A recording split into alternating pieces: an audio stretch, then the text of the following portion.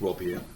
In this video we're going to be looking at some context of the video game industry, not necessarily in relation to Assassin's Creed, but in a wider context. Let's look at the subject content of what we're supposed to be doing. You're only going to be getting questions about video games in section B. It could be industries, it could be audiences, it could be context. We're going to look at all three in this video. Let's start off with some wider context on the industry itself. The video game industry is colossal.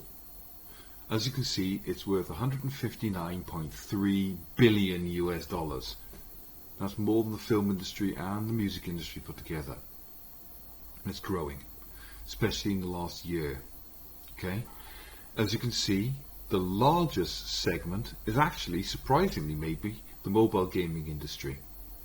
Whether it be on smartphones, tablets, or a more portable device like a Nintendo Switch.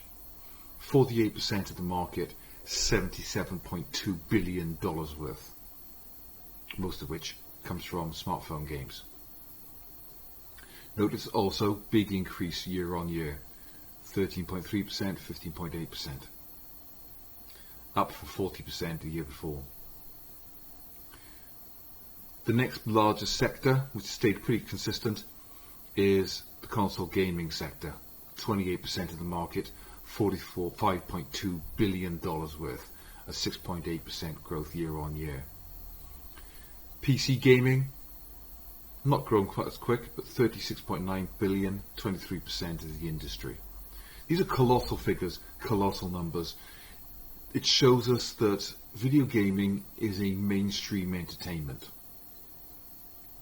As you can see from this graph, it's growing year on year. As it says, the market expands as barriers to entry for consumers are reduced. So, you know, once upon a time, the main way in which you played video games was an arcade, which has stayed surprisingly consistent. Not that I saw who's arcade gaming nowadays, but they're still around. Obviously, as consoles became more common, the ownership of them got more common, and you can see the software matches exactly, because of course it would. Here we're seeing a spike around the time of the Xbox 360, PS3. They were very popular. Obviously browser games and cloud games couldn't happen until we had broadband, and it became common in people's households, so about 2010, but then, 11 years ago.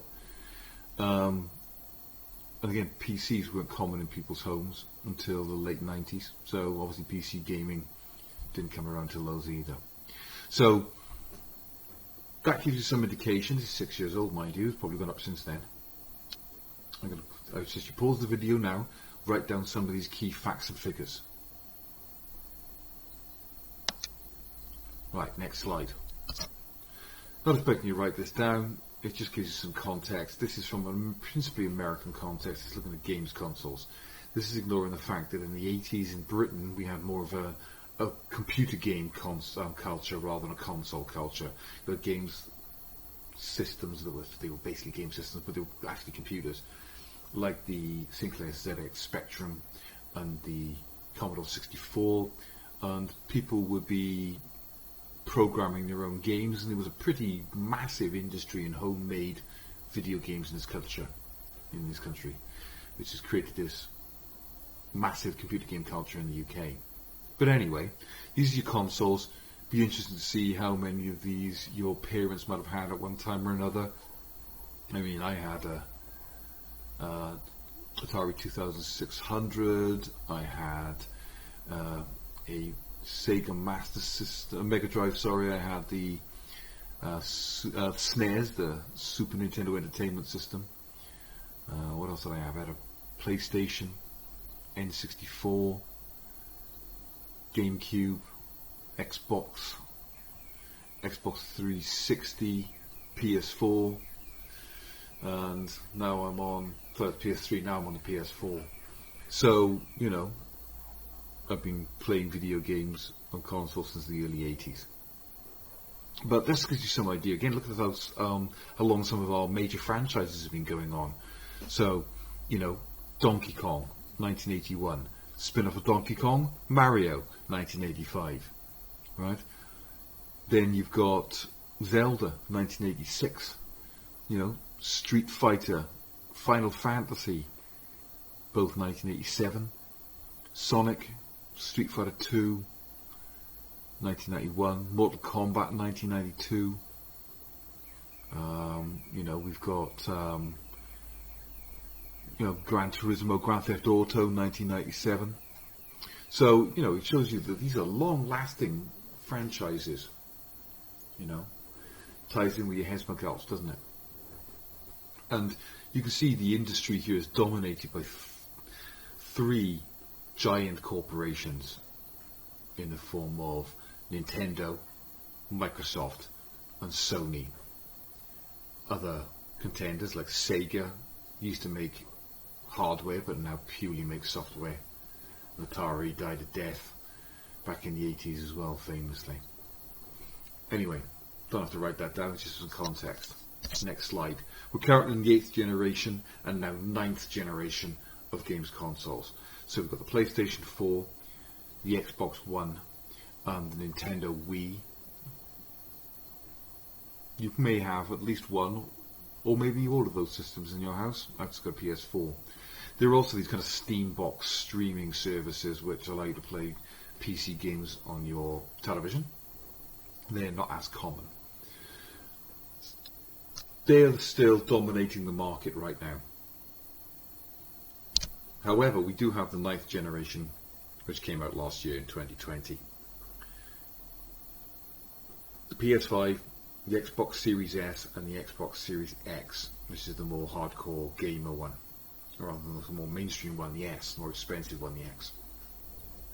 These are now making a much larger penetration into the gaming market. But when they came out, there was a problem in the fact that COVID had shut down all of the manufacturing plants in China. So they couldn't manufacture these consoles quickly enough to meet demand. Demand massively outstripped supply. So it caused a problem when these first came out, especially with sort of like people immediately buying them and immediately flipping them and selling them for like 2 or 3 times what they paid for them. So it caused a bit of an issue at the time. But now they're now starting to become more common, but still not as common as the 8th generation ones. If you're not familiar with the names of these consoles, I suggest you write them down. Next slide. Let's consider the stereotypical audience of the video gamer. You might envision a overweight, sporty guy, still living with his parents, sat in their basement, playing online games with a headset, trolling other people. It's a stereotype. Walter Lippmann, remember stereotypes. You can also mention Stuart Hall. But it's an accurate stereotype. Well, yeah, there are people out there like that.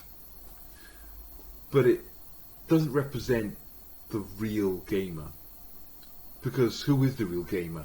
And the answer to that is almost everybody nowadays plays video games. For a start, let's look at the gender split.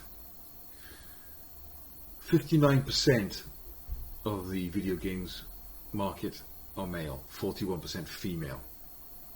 Not quite equal. There's a definite majority of men. But women make up a much larger proportion of gamers than you might think. To the extent that women aged 18 or older actually represent a significantly greater proportion of game-playing population, 31%, than boys aged 18 or younger, 17%. That's a good statistic. I say pause the video, write that down. Now let's try and break down these numbers a bit more. We have to consider what a video gamer is and what kind of games they're playing. Now these age splits are a bit strange, right? We tend to think of, historically and stereotypically, video gaming is seen as something that kids do. That's not true. May have been 30 years ago, but it's not true now. Only that, 40 years ago, I guess. Now, 27% of video gamers are under 18. Alright? You expect that. Alright? But that's not the biggest chunk. 29% are 18 to 35. That's clearly the largest chunk. In fact, 26% are over 50. That's almost as many as people under 18. That's a very surprising number. I wouldn't have guessed that in a million years. Very high percentage. Right, I'm 47. I've been playing video games since I was a kid. You know, I had an Atari back in the early 80s. I think I had mine in about 1982. So I've been playing video games for, 4/5 of my life, right? If you're a bit older than me, that might not be the case. We'll come back to that later. Now, I would suggest as well, if you're a digital native, you've been born since the 90s, you're a millennial or you're a Gen Y or even Gen Z, right? You've been brought up with video games. They're as much a part of your life as any other kind of media, all right? But if you're 18 to mid to late 20s, you're in college, you're in sixth form, you're in university, you've got the disposable income and time to spend your days doing things other than playing video games. You're going to the pub, you're playing sports, you're going out clubbing, you're going just out with your friends because you can, you've got the money, the time and the luxury to do it. But if you're a little bit older, you're in your late 20s, early 30s, you're settling down. Maybe you're getting married, you're having kids, you've got a mortgage, you've got a job. Suddenly you can't be going out to the pub 3 or 4 times a week. You can't be going out clubbing all the time. You're spending more of your time indoors for your entertainment, just like people who are under 18 and too young to be going out and doing these things. So video games are a better use of your time because you aren't having to pay babysitters and stuff like that. Okay? So, over 50 is an interesting one. 26%. But we have to ask ourselves what kinds of games are they playing? They're not playing Call of Duty, I shouldn't imagine. Well, they might be. Some of them. But they're more likely to be playing more casual video games. Solitaire, for example, on their phone. Maybe they're playing Scrabble on their phone. Something like that. So, pause. Write down those numbers. And then we'll go on to the next slide. The pandemic has had a big effect. As we already said, it did affect the supply of the new generation, 9th generation consoles. But it also had an effect on creating a massive growth in video gaming. 62% of adults are now playing video games on any kind of electronic device in 2020. Why? It's a massive increase on previous years, but because adults were seeking new forms of entertainment under the restrictions of the pandemic. Because you couldn't go out, you can't go to the pub, you can't go clubbing, you can't, go out and watch a football or, do all those other activities you might have done out. You're at home instead, and there's only so much Netflix you can watch. So people were buying games consoles because the new generation was out. But they were also spending more time gaming. Now, that might be on a device they already own, like their smartphone. 39% of all adults play games on their phone. But roughly a quarter are playing it on games consoles or computers of all ages. 35% of internet users, which is almost everybody in this country, play games online with other people, so in a team for example, or against other people. Again, that might be a tournament of Call of Duty or something like that, but it could equally be playing Scrabble against your mates. Gaming of any type was higher than average amongst those 60 to 44. Well, yeah, obviously. I mean, that's a huge age group. are also more likely to play games online. I mean, that's what you'd expect. If you're younger than 16, you've got other things to play. If you're over 44, you know, you're reaching the top end of people who are really gamers. Pause the video, write that data down. Next slide. In particular, the vast majority of younger adults were gaming. 92% of 16 to 24 year olds played games on any device. 67% were doing so online. You might not think of yourself as a gamer. You might not be playing on an Xbox or a PlayStation or a Nintendo, but you might be playing Candy Crush on your phone. You might be doing Word Finder, which I find hugely addictive. I play a lot of Scrabble against my friend. Alright? It's still gaming. It's online gaming. Those aged 16 to 24 more likely than average to use most devices for gaming. In other words, they weren't just using one thing. They were using their phone, they were using their tablet, they were using a games console, they might even have been using a PC, they might have been doing browser gaming. Tablets, pretty consistent across all age groups. Now, pause, write down those numbers. The next slide's got it in more detail. Pause, write them down.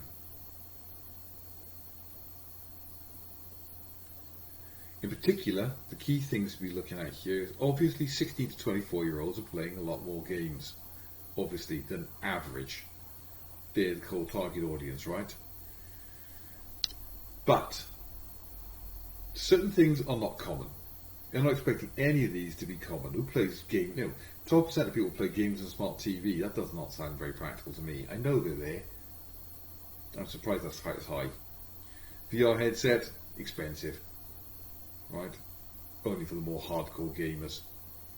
Again, smartphones. While smartphones are pretty popular, especially amongst younger people, I guess, you know, it's not something you play a game on, really, is it? But handheld, right? You know, I guess that's Switch, really. They've been particularly popular during the lockdown, but there are other ones out there. Tablets, I mean, pretty much everyone's got a tablet nowadays, quite frankly. So, you know, consistent across everybody. Funny enough, I don't use my tablet for playing games very much. Bit of Rome Total War every now and then. But, you know, I've got an iPad Pro. If I'm going to play on something that large, I might as well use a PC. Again, computers, again, pretty common. Consoles are obviously the big one, but you can see a big age, you know, not much different than everybody, but more common among young people. Mobiles, again, very common amongst everybody, even more common among young people. So, 62% of all adults are playing video games, but 92% of 16 to 24 year olds, who are, let's face it, the core target demographic.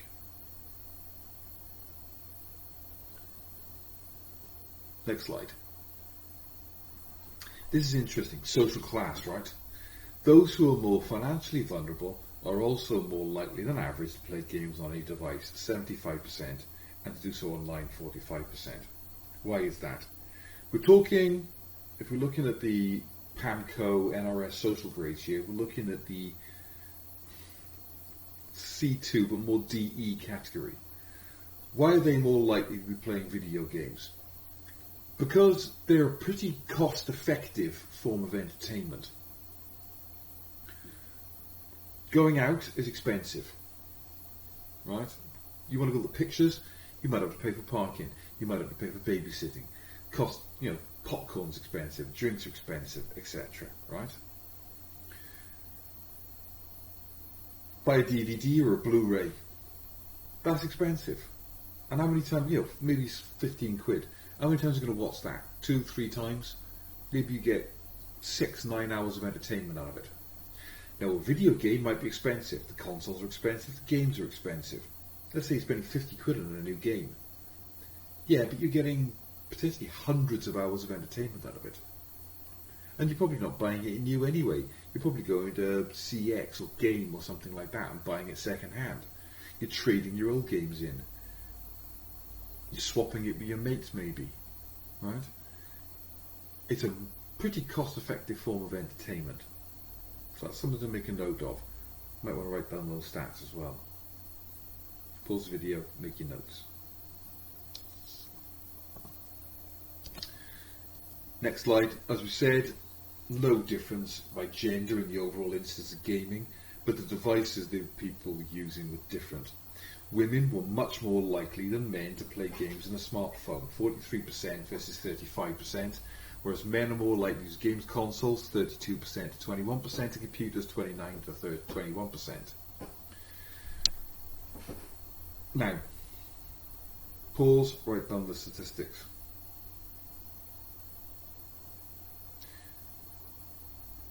The next thing we need to think of, though, why? What does this say about the kinds of things that, kind of games that people are playing? Maybe this suggests to us that men are more likely to be your hardcore gamers, playing on a PC, playing on a console, perhaps online gaming, as we can see, men are 37 to 27% more likely to play online. They're playing your first-person shooters and your massively multiplayer online role-playing games. Things like that. Might be spending, like I did in lockdown, spending hours upon hours playing Red Dead Redemption 2, for example. Those kinds of games, where I think women are more likely to be casual gamers. They might not even think of themselves as gamers, but they're playing something like Candy Crush on their phone, or Solitaire, or they're, playing Scrabble, whatever, but they're still playing games. Other things, don't forget, gambling, bingo, for example, is going to be popular with women. Poker, online poker, stuff like this, still online gaming. Right, let's have a look at the next slide. In terms of market share, the UK is the 6th largest market in the world for video games. With the exception of South Korea, every other country on that list has got a much larger population than us. Obviously China and America. Japan even's got twice our population. Only South Korea has got a bigger games market while we're having a smaller population. So, it makes sense that, the popularity of gaming in this country is in line with the size of the population, which makes it roughly equivalent to the other countries when you think about it. But we're a big market. We also make a lot of video games, and that's increasingly becoming an international business. So, you might want to pause and write that down. UK is the 6th largest video game market. Okay? About 37.3 million people in the UK play games. Almost full, well, I said quite a lot of them, right? The UK market for video games reached £7 billion in 2020. That's 30% up from the year before. 2018 being the previous record, beat that by almost £1 billion. That's a good statistic. Pause, write those figures down.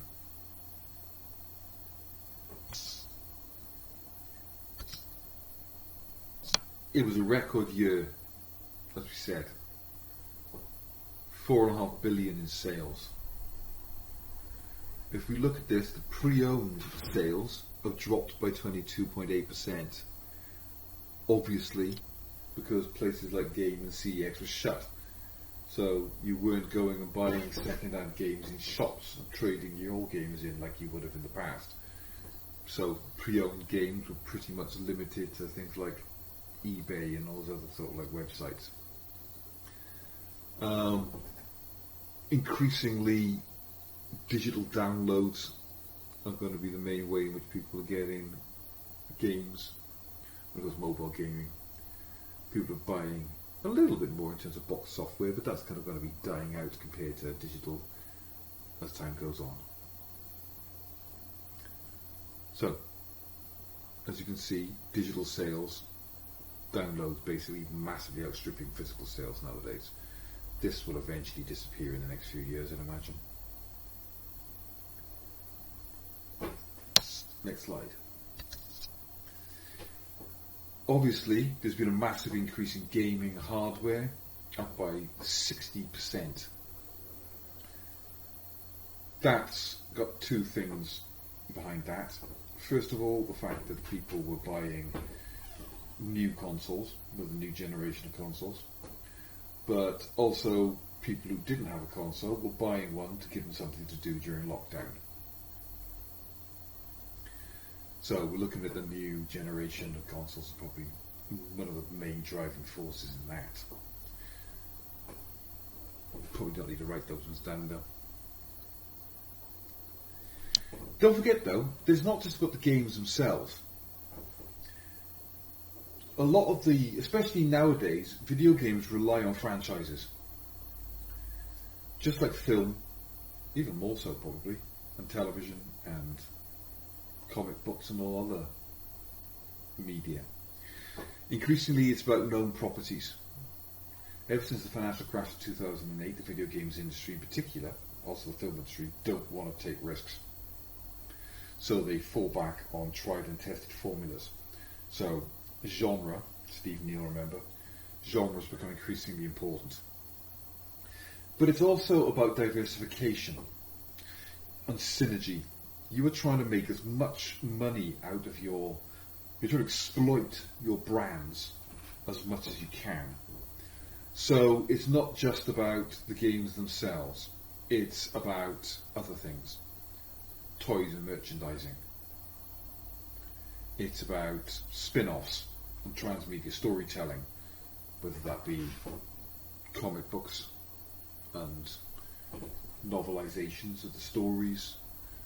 It might be soundtracks for your video games. It might be movie spin-offs, TV show spin-offs. Obviously this has dropped because no one's making movies in the pandemic. Once upon a time, things like walkthroughs, instruction manuals would have been something you bought in a book. It's all online nowadays, of course. And which is where this comes in, streaming and game content, video content. You know, people like PewDiePie who became popular playing video games, and people just watch them do it.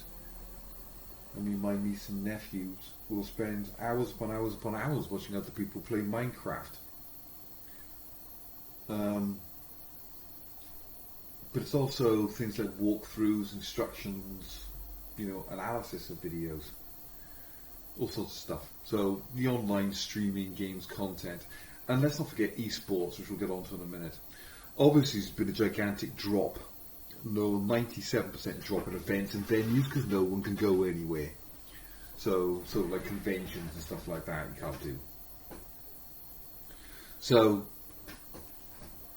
same with books and magazines. They're dying out. Magazines, you know, you can still get games magazines, but they're being replaced by websites and online content. Now, what is interesting is the rise in esports. Video games as a spectator sport. And I'm using Formula 1 as an example here. Formula 1, motor racing, is an ideal sport to have an esports version of it because, you know, FIFA is not like playing football, for example, right? But, you know, Formula 1 drivers use video games, you know, the F1 video game, to learn the tracks. You know, they are sophisticated racing simulators. You can play them in arcade mode, or you can whack it up so it's just like almost like driving a real car. And you know, the new generation of Formula 1 drivers are not much older than you. Some of them are 18, 19 years old. Video gaming is in their blood, right? Now, when the pandemic hit, it hit just as the Formula 1 season was starting. The first race of the year in Australia had to be cancelled. And no one knew when it would start up again. So, during the first lockdown, Formula 1 moved online. for a few years now, there's been a parallel esports Formula One championship where all of the Formula One teams have got their own parallel esports teams, and they have an esports championship. But the actual real Formula One drivers, the younger ones, just started racing each other online and streaming it on Twitch. So Charles Leclerc, Formula One driver, playing Formula One racing game on Twitch. You know, you had Alex Albon, you had George Russell and Nicholas Latifi, and not Nicholas Latifi, Giovinazzi and Lando Norris are all Formula One drivers for top teams. Williams, Alfa Romeo, Ferrari, Red Bull, McLaren, storied legendary teams, and they just took it all online. Often with old drivers and celebrities joining in as well. And they literally had a parallel Formula One World Championship, streaming it on Twitch. And some of them were getting, and not just playing video games, but sorry, Formula One, but other video games too. And they were getting huge Twitch followings. And, when they finally started racing again, these guys literally went from being full-time video game professionals to standing on the podium of real Formula One races. So motor racing is obviously the perfect example that can be transferred into video games, because there's so much of a similarity. It's not like tennis or skiing, right? So don't underestimate how big a business esports is. Lastly on this, obviously video gaming is a bigger business because of our access to smart technology. More and more people have got smart devices in their home. I couldn't find anything newer than this. This is for the UK. It's about, I think it was 2018, 2019. But, at least 76%, it's probably more now, have got smartphones. 9% of people have got smartwatches. 58% have got tablets. 64% have got laptops. 29% have got desktop computers. 44% have got games consoles, 36% have got smart TVs, 10% at least have got something like an Amazon Fire Stick or Google Chromecast that can turn their dumb TV smart. Which of course you can do with games console too. I'm sure that all these have gone up since then, right? This enables people to be able to play video games. Can't play video games and it's got something to play them on. The new thing, of course, on here, which isn't really on this because it's too old, is smart speakers. Don't forget you can play games on those as well. Right, so might want to pause, make some notes on that. That's it for this video. This PowerPoint will be available on the OneDrive folder. I put links in here which you can go and find the sources for yourself if you want to get more information.